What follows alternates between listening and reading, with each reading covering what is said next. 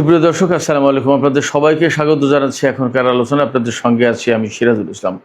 দর্শক, দশকের পর দশক ধরে যে মানুষটাকে ডিকটেটর বলা হয়েছে, স্বৈরাচার বলা হয়েছে, জাতির কাঁধে জগদ্দল পাথরের মতো চেপে বসেছেন বলে পশ্চিমা গণমাধ্যম ধারাবাহিকভাবে প্রচার করেছে, সেই মানুষটি শাহাদাতের পর জানা যায় এই যে জনসমুদ্র উপচে পড়া ভিড়, এখন তার হত্যাকারী মার্কিন প্রেসিডেন্ট ডোনাল্ড ট্রাম্প এবং ইসরায়েলের প্রধানমন্ত্রী বেনিয়ামিন নেতানিয়াহু, সাথে পশ্চিমা গণমাধ্যম কি বলবে? এখন কোন স্বৈরাচারের জানা যায় এত লক্ষ লক্ষ মানুষ, কোটি কোটি মানুষ পৃথিবীর সমস্ত প্রান্ত থেকে কেউ ছুটে আসে, এবং সেই জানাজায় যারা এসেছেন তাদের বেশিরভাগ মানুষ শোকাভিভূত, চোখের পানি ফেলছে, ভালোবাসা, গভীর শ্রদ্ধা জানাচ্ছে।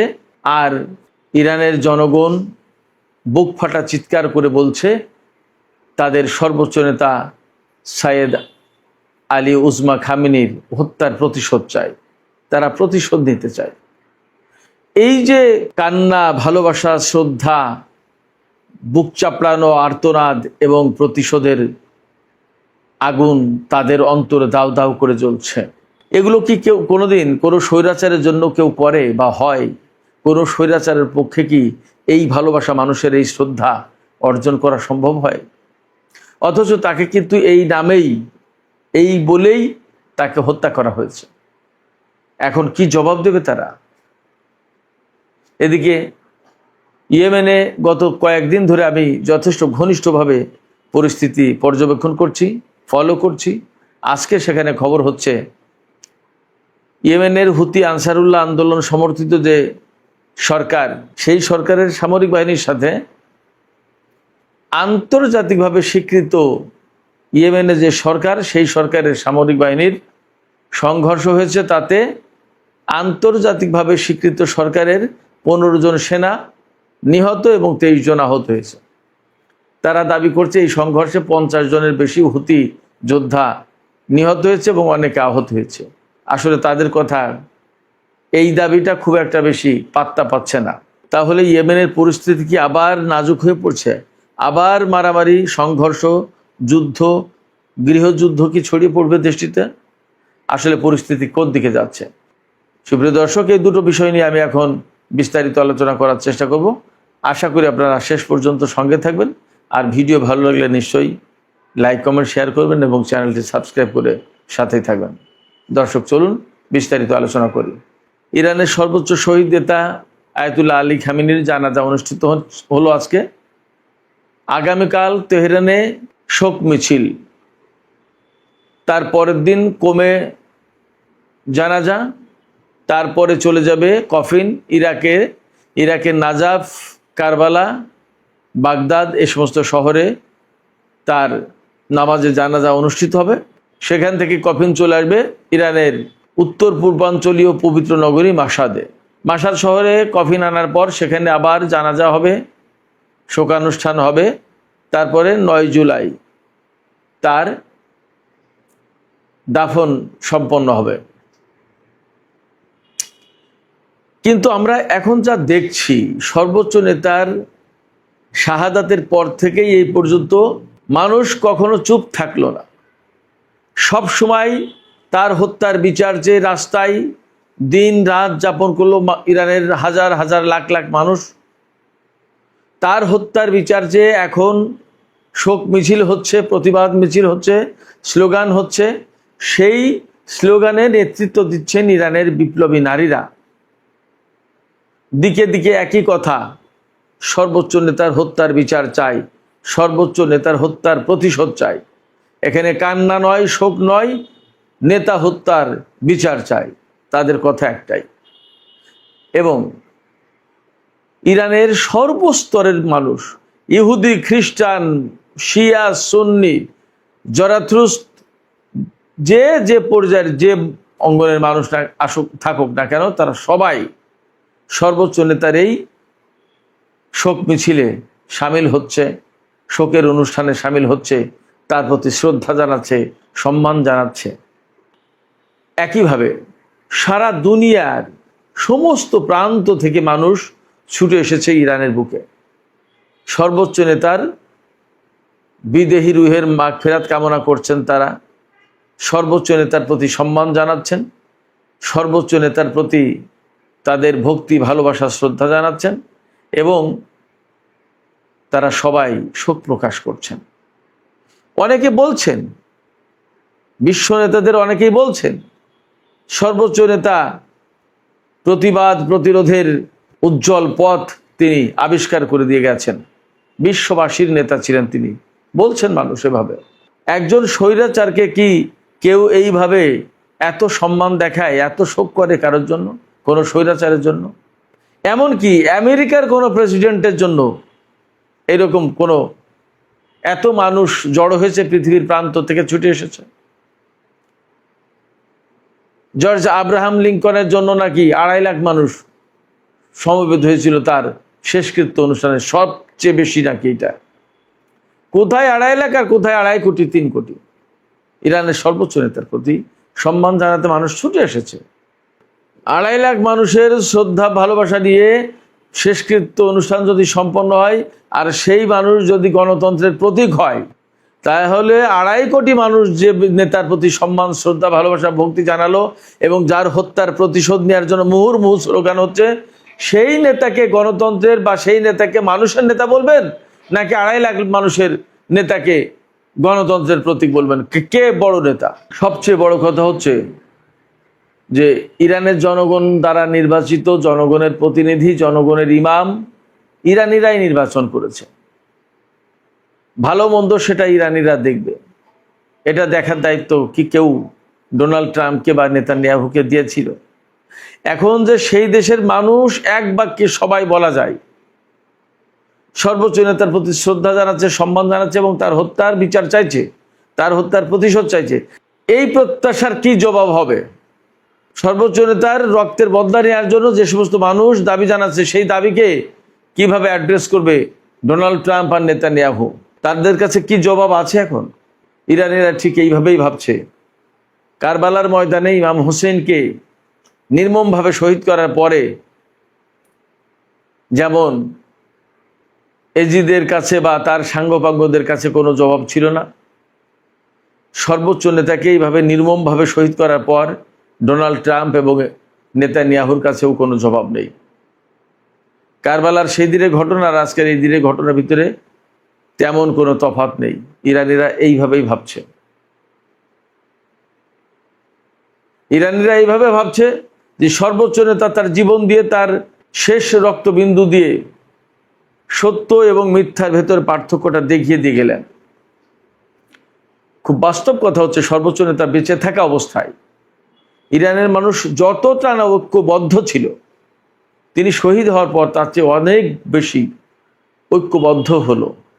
সেক্ষেত্রে তার শাহাদাত মানুষকে ঐক্যবদ্ধ করেছে। শুধু ইরানের জনগণ কেন, সারা বিশ্বের মানুষ তো যেভাবে ইরানকে চিনল, ইরানের সর্বোচ্চ নেতার প্রতি সম্মান জানালো, ইরানের সর্বোচ্চ নেতাকে চিনল, ভালোবাসলো, তিনি জীবিত থাকা অবস্থায় কিন্তু এতটা ছিল না। এই প্রত্যেকটা ঘটনা ডোনাল্ড ট্রাম্প এবং নেতানিয়াহুর জন্য মেসেজ। তারা নিশ্চয়ই ইরানে এই যে জনসমুদ্র, মানুষের ঢল দেখে তাদের নিশ্চয়ই ঘুম হারাম হয়ে গেছে, তারা ঘুমাতে পারছে না। নিশ্চয়ই তাদের মিনিমাম বিবেক বলে যদি কিছু থাকে, তাহলে তারা বিবেকের কাঠগড়ায় এখন আসামি। তারা বিবেকের কাঠগড়ায় আসামি হোক না হোক, তারা এই ভয়টুকু পাচ্ছে, যারা আজকে ইরানের মাটিতে দাঁড়িয়ে, যারা ইরানের সর্বোচ্চ নেতার কফিন ছুঁয়ে শপথ করছে এই হত্যাকাণ্ডের প্রতিশোধ নেওয়ার, তারা নিশ্চয়ই ডোনাল্ড ট্রাম্প এবং নেতানিয়াহুর জন্য দুঃস্বপ্নে পরিণত হয়েছে। তারা সবসময় ডোনাল্ড ট্রাম্প এবং নেতানিয়াহুর পেছনে ছায়ামূর্তির মতো থাকবে। ডোনাল্ড ট্রাম্প এবং নেতানিয়াহু কখনো শান্তিতে থাকতে পারবে না। তাদের জীবনটা যাবে শুধুমাত্র এইভাবে হত্যাকাণ্ডের ভেতর দিয়ে। তারা কখনো হত্যাকাণ্ড থামালে নিজেদেরকে সেফ ফিল করবে না।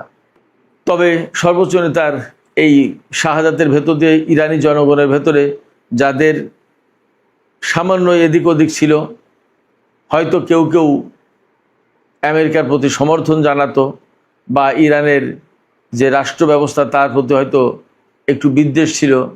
আমার মনে হয় যে সর্বোচ্চ নেতা শাহাদাতের মধ্য দিয়ে এবং তাদের চোখের সামনে তাদের দেশের উপরে সরকার পরিবর্তনের নামে নারী, শিশু, আবাল, বৃদ্ধ, বনিতা যেভাবে হত্যা করেছে ইসরায়েল এবং আমেরিকা, তাতে নিশ্চয়ই ইরানিদের চোখ খুলে গেছে যে আমাদের সরকার পরিবর্তনের নামে আমাদের উপরে কিভাবে হত্যাকাণ্ড চালালো।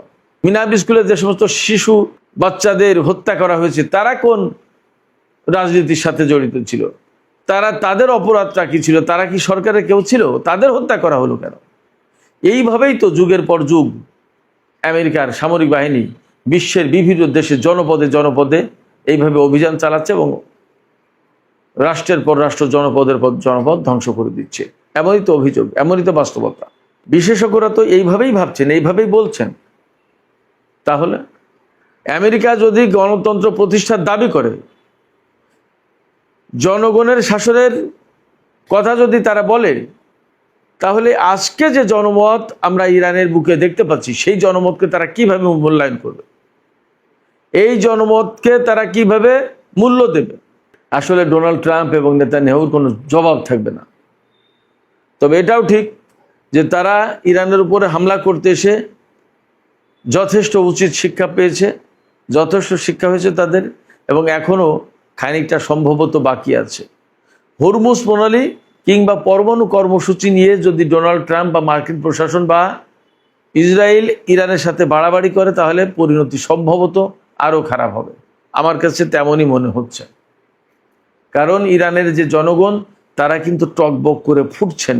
সর্বোচ্চ নেতার শাহাদাতের পরে যে অবস্থাটা ছিল তার চেয়ে অবস্থা আরও কয়েক গুণ এখন বেড়ে গেল। প্রতিশোধের স্পৃহা এখন তাদের ভেতরে বেড়ে গেল এই কফিন, এই লাশ, এই জানাজায়, এই শোক মিছিল থেকে। অতএব ইরানের সর্বোচ্চ নেতাকে হত্যা করার ভেতর দিয়েই সমস্ত সবকিছু শেষ হয়ে যায়নি, বরং আমি মনে করছি বা বিশ্লেষকরা অনেকেই বলছেন আমেরিকা এবং ইসরায়েলের পতনের হয়তোবা শুরু। অনেকে এরকমভাবে বলছেন। আমি যদিও ঠিক এইটা বলতে চাই না যে পতন শুরু, কিন্তু তাদেরকে আসলে অনেক খেসারত দিতে হবে, এ কথা ঠিক। দেখা যাক আসলে পরিস্থিতি কোথায় গিয়ে শেষ হয়। সুপ্রিয় দর্শক, এবার ইয়েমেন সম্পর্কে একটু আলোচনা করি। ইয়েমেনে আন্তর্জাতিকভাবে স্বীকৃত একটি সরকার আছে, আর রাজধানী সানা কেন্দ্রিক হুতিদের একটি সরকার আছে। যেমন গাজায় হামাসের সরকার ছিল, আর পশ্চিম তীরে মাহমুদ আব্বাসের সরকার। এই পশ্চিম তীরের একটু নরমপন্থী ইসরায়েলের সাথে সম্পর্ক রাখে, পশ্চিমাদের সাথে সম্পর্ক রাখে, এই সরকারকে আন্তর্জাতিকভাবে স্বীকৃত সরকার বলা হয়। ঠিক তেমনি ইয়েমেনের কপালেও একই ঘটনা ঘটেছে। সেখানে রাজধানী হুতিদের কন্ট্রোলে, কিন্তু আন্তর্জাতিকভাবে স্বীকৃত হচ্ছে এডেন ভিত্তিক যে সরকার, সেই সরকার। কারণ আমেরিকা, পশ্চিমারা, সৌদি আরব তার পক্ষে। যাই হোক, এই পশ্চিমা সমর্থিত সোকল্ড আন্তর্জাতিকভাবে স্বীকৃত সরকারকে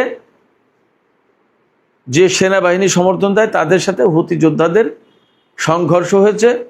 বার্তা সংস্থা এএফপি, ফরাসি বার্তা সংস্থা, এই বার্তা সংস্থার কাছে এডেন ভিত্তিক সরকারের একজন সেনাবাহিনীর কর্মকর্তা জানিয়েছেন যে হুতিদের হামলায় অন্তত 15 জন সেনা নিহত এবং 23 জন আহত হয়েছে। তিনি আবার দাবি করেছেন যে হুতিরাও 50 জন মারা গেছে, আরও অনেকে আহত হয়েছে। কিন্তু এই খবর ফ্যাক্ট হচ্ছে যে আন্তর্জাতিক গণমাধ্যমে হেডলাইন হয়নি। হেডলাইনটা হয়েছে যে আন্তর্জাতিকভাবে স্বীকৃত ইয়েমেনের সরকারের অনুগত সামরিক বাহিনীর 15 জন সদস্য নিহত আর 23 জন আহত। আর গত কয়েকদিন ধরে কিন্তু আমি বলছিলাম যে ইয়েমেনে অনেক কিছু ঘটছে। ইয়েমেনে ইরানের বিমান নামলো, সৌদি আরবের অবরোধ ভেঙে হুতিরা আবার সৌদি আরবকে হুমকি দিল, সৌদি আরব আবার হুমকি দিল। এরপরেই এই দুই পক্ষের ভেতরে সংঘর্ষ লাগলো। এই সংঘর্ষটা হয়েছে মূলত ইয়েমেনের পশ্চিমাঞ্চলে। ইয়েমেনের পশ্চিমাঞ্চলে আল হুদাইদা এই প্রদেশে। এটা কিন্তু একেবারে লোহিত সাগরের তীরবর্তী একটা প্রদেশ। এর সাথে কিন্তু সৌদি আরবের সীমান্ত রয়েছে। ধারণা করার যথেষ্ট কারণ আছে যে ইয়েমেনের ভেতর থেকে আসলে সৌদি আরব এখনও তার হাত গুটিয়ে নেয়নি। সে এখানে এখনও নানা রকমের খেলতামাশা করতে চায়, কিন্তু আঞ্চলিক যে পরিস্থিতি তাতে তাদের হুঁশ হওয়া উচিত যে এই পরিস্থিতিতে তাদের কি করা দরকার। ভুল ক্যালকুলেশন করলে কিন্তু তারা বিপদে পড়বে এবং আঞ্চলিক পরিস্থিতি আবার ঘুরে যাবে। সে জায়গা থেকে আমি মনে করি সৌদি আরবের ইয়েমেনের সংকট সমাধানের ব্যাপারে একের জরুরি ভিত্তিতে সমর্থন দেওয়ার দরকার এবং ইয়েমেনে যাতে এই ধরনের অভ্যন্তরীণ কোন্দলে নিজেদের সেনারা অপর পক্ষের সাথে গোলমাল বা যুদ্ধ করে যাতে হতাহতের ঘটনা না ঘটে সেই দিকে নজর দেওয়া উচিত, সেই ব্যবস্থা করা উচিত। অন্তত এখানে সৌদি আরব যদি একদম চুপ থাকে তাহলেও আমার মনে হয় যে পরিস্থিতি স্বাভাবিক হয়ে যাবে। তো সেক্ষেত্রে আমরা প্রত্যাশা করব আন্তর্জাতিক অঙ্গন এবং সৌদি সরকার সবাই ইয়েমেনের এই সংকট সমাধানের ক্ষেত্রে ইতিবাচকভাবে এগিয়ে আসবেন। সুপ্রিয় দর্শক, এখনকার আলোচনা এখানে শেষ করতে চাইছি।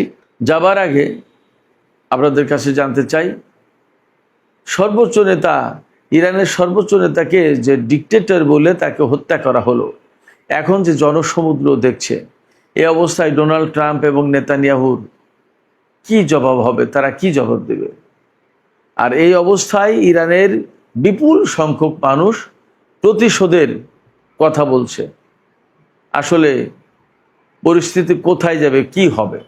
আপনাদের মতামত জানিয়ে কমেন্টে লিখুন। আর ভিডিও ভালো লাগলে আবারও বলি, লাইক কমেন্ট শেয়ার করবেন এবং চ্যানেলটি সাবস্ক্রাইব করে সাথেই থাকবেন। সুপ্রিয় দর্শক, এখনকার মতো এখানেই আলোচনা শেষ করছি। আপনারা সবাই অনেক অনেক ভালো থাকুন। আল্লাহ হাফেজ।